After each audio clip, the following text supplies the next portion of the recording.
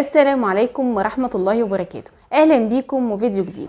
في فيديو النهاردة هنتكلم عن الفرق الكورية اللي شاغلة اولادنا والافلام الكورية او المسلسلات الكورية اللي اغلب ولادنا وبناتنا مهووسين بيها، لان الفرق دي مش مجرد فرق غنائية الولاد بيسمعوها وخلاص، لكن هم بيتخذوها قدوة وبتشكل معتقداتهم وافكارهم وبتسبب كوارث كبيرة جدا بتحصل لاولادنا. لو انتم مهتمين انكم تعرفوا ايه اضرار الفرق الكورية زي BTS والكيبوب والمسلسلات والافلام الكورية، فكملوا الفيديو للنهاية. ولو لسه مشتركتوش في القناة ياريت تشتركوا في القناة وتفعلوا زر الجرس، علشان ان شاء الله هنبدأ سلسلة توعية للآباء والأمهات والأولادنا، وهنزود التربية الإيمانية عند أولادنا علشان نحميهم من أي أخطار خارجية بتحاول ان هي تدمر شخصيتهم.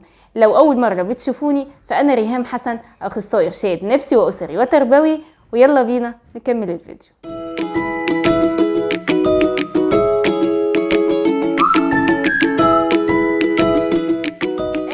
من جديد. انا حابه ابدا الفيديو بمشكله وصلتني.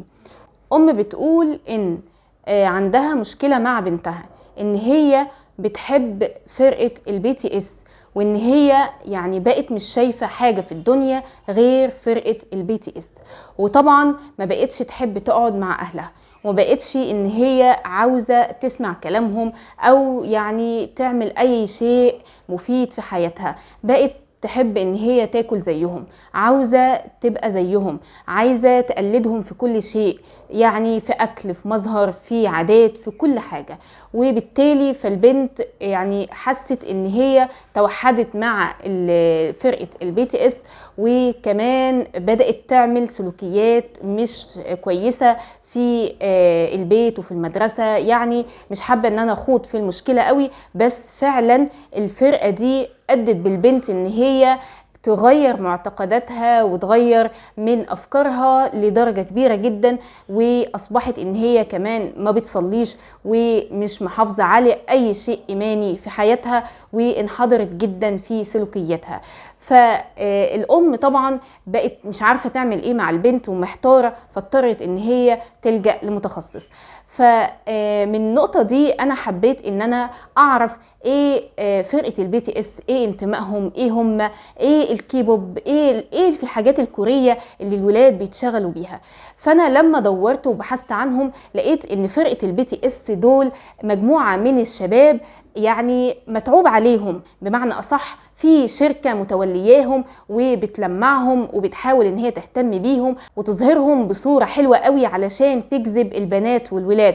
ففي فرقة للبنات وفي فرقة للولاد، يعني في مجموعة شباب عاملين فرقة تقريبا هي BTS، ومجموعة بنات برضو عاملين فرقة، فهو BTS والكيبوب يعني هم كلهم يعتبر حاجة واحدة، وهي فرق كورية. وكمان البرامج الكورية والمسلسلات الكورية اللي هي بتستهدف الأطفال من عمر 10 سنين أو 12 سنة لغاية 18 وفيما فوق، فهي بتستهدف الفئة دي، بتستهدف العقول دي اللي هي بتبقى لسه بريئة وبتتشكل بسهولة. فيعني يظهروا بمظاهر، يلبسوا لبس حلو قوي يا على الموضة، وشكلهم جميل وجسمهم نحيف كده وحلوين، وشعرهم ألوانات جميلة، والوش الأبيض الحلو مع المكياج اللي بيحطوه الولاد والبنات. يعني فرقة BTS دي ولاد بتلاقيهم صابغين شعرهم احمر وبني وازرق وحاجات كده، وحاطين مكياج ولابسين حلقان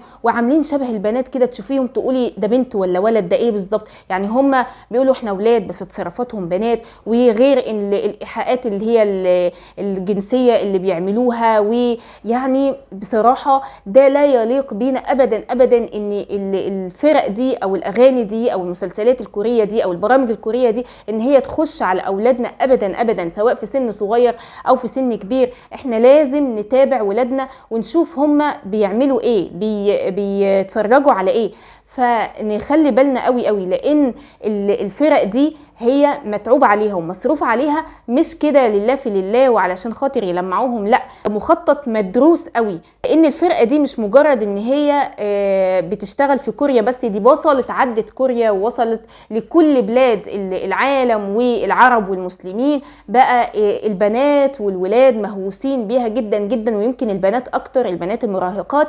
وفي كتير، انا لما دورت في الموضوع ده لقيت ان في ناس كانوا بيتابعوا، وبنات بالاخص كانوا بيتابعوا فرقه البي تي اس وكل المنتجات الكوريه بقى، اللي هي الافلام والمسلسلات والاغاني وهكذا. فيعني لقيت ان بيقولوا كلام صعب جدا، بيقولوا ان هم من وقت ما هم تابعوا فرقه البي تي اس دي وحياتهم اتغيرت تماما. بقوا عندهم انطواء، بقى عندهم عزله، بقى عندهم مش حابين يتعاملوا مع الناس، متوحدين مع الفرقه دي، عاوزين يلبسوا زيهم، عايزين ياكلوا زيهم. وتلاقي بنات عماله تخس وما تاكلش وتحاول ان هي ترجع ويعني تبهدل نفسها عشان تعمل وزن ضعيف زي اوزان الفرقه ديت. وتلاقي ان هم بيسمعوا الاغاني دي ليل مع نهار، فبالتالي بيبعدوا عن ربنا ومش عايزين يصلوا، مش عايزين يحفظوا قرآن، بيبعدوا خالص عن التربيه الايمانيه. والبنات وتعليقاتهم اللي انا شفتها بيقولوا احنا كنا حاسين ان عايشين في ظلام كده، مقفول علينا في مكان مظلم، ويعني مش شايفين غير اللي هم الفرقه ديت وهم بيعملوا ايه، وبيعيشوا يعني في عالم افتراضي. بيحسوا انه البي تي اس ده كانهم ان هم يعني اشخاص قدامهم واقفين كده، بيسمعوا الاغاني، بيشوفوا برامجهم، بيتابعوا كل حاجه عنهم، فحاسين ان هم عايشين في عالم البي تي اس ده، فبينفصلوا عن العالم بتاع اهلهم وعن الناس اللي حواليهم. فبالتالي بيتسبب لهم اضطرابات نفسيه، بيسبب لهم مشاكل كتيره جدا. فالبنت اللي هي بتقول انا كنت متوحده مع فرقه البي تي اس دي، فقالت انا حسيت ان انا مكتئبه، جالها اكتئاب، بقت حاسه ان هي حزينه دايما، حاسه ان هي مش عارفه توصل لهم، يعني هي بتحبهم لدرجه فظيعه جدا وهم اصلا ما يعرفوش عنها حاجه، ومش عارفه توصل لهم ومش حاسين بيها. فحست ان هي كده لا، يعني انا بضيع. يعني وصل، يعني كان ممكن توصل كمان ان هي تنتحر، لان هي مش قادره ان هي توصل للفرقه دي ولا ان هي تشوفهم يعني في الواقع. فالحمد لله رب العالمين البنت ديت لقت حد ان هو ينجدها، ان هو ينتشلها من المستنقع اللي هي وقعت فيه ده. ف يعني تعافت من الفرقه دي وتعافت من الحاجات الكوريه ديت، وبدات ان هي تسترد حياتها من تاني. طيب احنا لو رجعنا وبصينا وشفنا ليه الولاد بيروحوا يتجهوا للفرق دي، طبعا رقم واحد لاننا سايبين في ايديهم الموبايل او الكمبيوتر عليه النت على طول، او التاب او اي حاجة الكترونية عليها النت ومفتوحة للولاد من سن 10 سنين لفيما فوق. متساب لهم كده الدنيا مفتوحة في ايديهم، وياخدوا ويقفلوا عن نفسهم الباب، او يقعدوا نبقى احنا بره البيت وسايبينهم في البيت ومطمنين عليهم ومعاهم النت في ايديهم. فده اكبر خطأ احنا بنقع فيه، اننا نسيب اولادنا من سن صغير للموبايلات ومفتوح عليها النت. انتوا كده يعني بتشيلوا ولادكم وترموهم في النار، خدتوهم بدون ما يفهموا ولا يتعلموا ولا يعرفوا الاخطار اللي ممكن تجيلهم من وراء النت ده، واخدتوهم ورميتوهم في النار، ويحصل لهم بعد كده كوارث كبيرة جدا جدا جدا. عايزة اقول لكم ان فرقة البي تي اس دي يعني هم بيظهروا كده قدام الناس ان هم حلوين وكويسين وبيدعموا القضية الفلسطينية، بيحبوا المسلمين، بيحترموا المسلمات، وبيتكلموا كويس عن الحجاب، وبيحبوا ما يحبوش التنمر، وبيعملوا اغاني ضد التنمر، وبيحبوا مساعدة الناس الفقيرة وهكذا. ده كله بيدسوا السم في العسل. يعني هم بيظهروا ان هم ناس كيوت جدا وحلوين جدا وشكلهم حلو وتصرفاتهم حلوة، وبنعمل اغاني اهوت علشان ندعم الناس الضعيفة والناس اللي هي محتاجة في اي مكان. والولاد بقى ايه، ده حلوين، ولما تيجي تقول لهم ده وحشين، ده فيهم كذا، يقولوا لا ده بيدافعوا عن الناس الضعيفة، ده بيقولوا كلام حلو، ده مش عارفة ايه. وبعدين تبصوا تلاقوا ان هم بيرفعوا علم المثليين. طبعا احنا عارفين المثلية وعارفين اخطارها، وعارفين ان ازاي هم بيبتدوا ان هم يدخلوها في عقول الولاد. فبجد بجد في مشكلات انا عرفتها عن طريق فرقه البي تي اس دي، ان في ولاد يعني ميولهم الجنسيه تحولت بسبب الفرقه دي. فده خطر فظيع جدا جدا، نخلي بالنا. فهم بقى يظهروا بالمظهر الجميل ده اللي يجذب كل الناس، ويبداوا يرفعوا علم المثليه. مش عارفه هم شكلهم اصلا هم ولاد وشكلهم شبه البنات، يعني بيقول لك ايه بقى، يعني يحيروا كده اللي بيتفرجوا عليهم، دول ولاد دول بنات. وبعدين حركات سيئه جدا بيعملوها بينهم وبين بعض، ما تصدرش عن رجاله اصلا. يعني لو بنت بتتفرج على فرقه البي تي اس دي، المفروض ان هم شباب، فبالنسبه لها يتشكل الافكار والمعتقدات بتاعتها ان الراجل هو صورته كده، هو الدلوعه اللي هو شعره مش عارفه عامل ازاي ووشه عامل ازاي ويحط مكياج ومفيش اي خشونه فيه خالص، والرقه بقى والكياته والحاجات دي. ايه ده؟ هي دي الرجاله؟ يعني هو ده الراجل؟ يعني المظهر ده مظهر رجل؟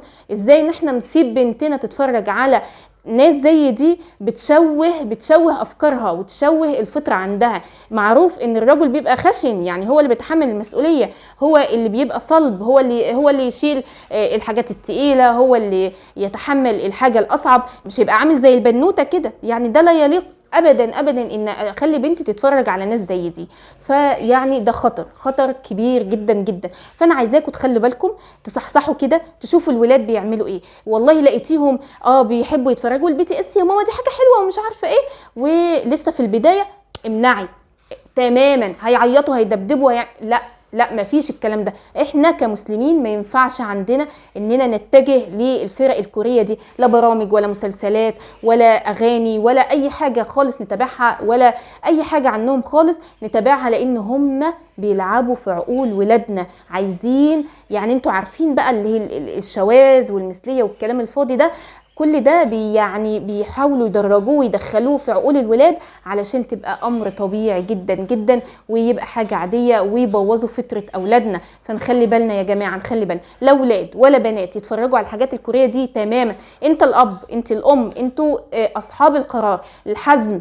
لو لقيتوا الولاد بيتفرجوا على الحاجات الكوريه دي، الفرق الكوريه دي، امنعوا منعا تماما. لو حتى هتاخدوا منهم التليفون او الحاجه اللي هم عليها النت دي، اي جهاز، فامنعوا لغايه لما خلاص يعني الولاد تستسلم وتمتنع تماما عن الفرجه على الحاجات دي. احنا لازم يبقى في حزم، ما ينفعش نسيبهم لهواهم، لان لو سيبنا اولادنا لهواهم هيتدمروا تماما. فالرقابه، الدعاء، دايما نلاحظ ولادنا في كل وقت. طيب ولادنا ادمنوا البي تي اس والحاجات دي، يبقى لازم نلجأ لمتخصص علشان يساعدنا اننا ننتشل الولاد من المستنقع اللي هم وقعوا فيه ده. طب نعمل ايه كمان في الاحلال؟ انت هتسحبي منهم البي تي اس، دخلي لهم اصحاب كويسين، دخلي التربيه الايمانيه، اعملي انشطه تسحبهم زي رياضه زي هوايات، شوفي هم بيحبوا ايه، ما تسيبوهمش لوحدهم يبقوا فريسه. لان فعلا المشاكل اللي انا عرفتها صعبه جدا. الولاد لما تسابوا، في تعليقات عرفتها ان هم كان في بنت لجأت الى الفرق دي لان حست ان هم دول اللي بيهونوا عليها، لان باباها كان شديد جدا، مفيش اي ود كده ومحبه ما بينهم. مامتها ما كانتش ابدا بتحضنها وتقرب منها وتسمع لها، وكان في بعد اسري كبير جدا. فنخلي بالنا من اولادنا، نحضنهم، نقرب منهم، نتكلم معاهم، نشوف دماغهم فيها ايه. ما نسيبش اولادنا ابدا فريسه للفرق السيئه ديت وللافكار السيئه اللي بتغير وتشوه عقول اولادنا. انا يعني هنهي لغايه هنا لان الفيديو طول مني، فاتمنى الرساله تكون وصلت. نخلي بالنا، لا فرقه البي تي اس ولا كيبوب ولا اي مسمى ولا مسلسلات ولا برامج ولا الحاجات الكوريه دي نخليها تقتحم بيوتنا، تقتحم عقول اولادنا، علشان نخلي بالنا عليهم، ما حدش ياخدهم من بين ايدينا ويوديهم في سكه تانية نندم عليها بعدين. يا رب يا رب يحفظ اولادنا جميعا واولاد المسلمين جميعا، ويردهم ردا جميلا الى الاسلام والى الايمان. ويا رب نكون اب وام واعيين، وما نسيبش ابدا اولادنا فريسه لاي حد يلعب في عقولهم. اتمنى الفيديو يكون افادكم، واتمنى لو انتوا استفدتوا منه فعلا انكم تشيروا الفيديو ده مع ناس كتير علشان يخلوا بالهم من اولادهم وهم بيشوفوا ايه. استنوني في فيديو جديد ان شاء الله، وهيكون فيه توعيه وموضوعات تانية تهم اولادنا ان شاء الله. السلام عليكم ورحمه الله وبركاته.